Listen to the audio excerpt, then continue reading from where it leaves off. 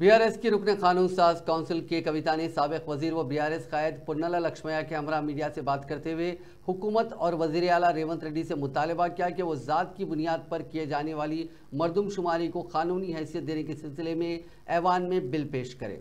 उन्होंने कांग्रेस पर तनकीद करते हुए बताया कि कांग्रेस की जानिब से बीसी तबके पर मरदमशुमारी करने के सिलसिले में बिल के बजाय करारदाद पेश करने से वाज़े हो गया है कि कांग्रेस को बीसी तबके से कितनी हमदर्दी है। उन्होंने कांग्रेस कायदीन से वजाहत चाही कि साल 2011 में की गई मरदमशुमारी की रिपोर्ट अवाम के सामने क्यों पेश नहीं की गई।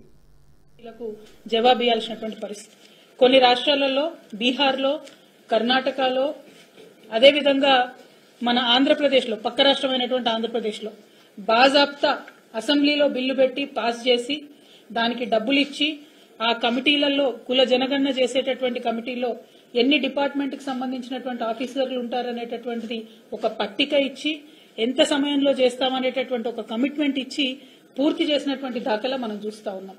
బీహార్లో కుల జనగణన చేసిన తర్వాత 75% వాళ్ళు రిజర్వేషన్లు పెంచుకోవడం జరిగింది। అక్కడ నంబర్ వచ్చిన తర్వాత మోస్ట్ బ్యాక్వర్డ్ కమ్యూనిటీస్ కి 25% రిజర్వేషన్ పెంచుకున్నారు। బీసీలకు 18%, అంటే అంతకుముందు 26% ఉంటే ఇప్పుడు 43%కి బీసీల రిజర్వేషన్ బీహార్ రాష్ట్రంలో పెంచుకున్నారు।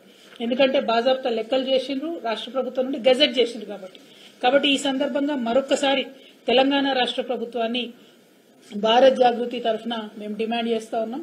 వెంటనే కుల జనగణనకు సంబంధించి చట్టం ప్రవేశపెట్టండి, చట్టబద్ధత ఇవ్వండి, తర్వాతనే ఎన్యూమరేషన్ మీరు స్టార్ట్ చేయండి, సెన్సస్ స్టార్ట్ చేయండి।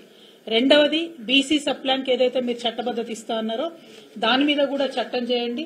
బీసీలకు అలొకేట్ చేసేటటువంటి నిధులు మీరు మీ మేనిఫెస్టో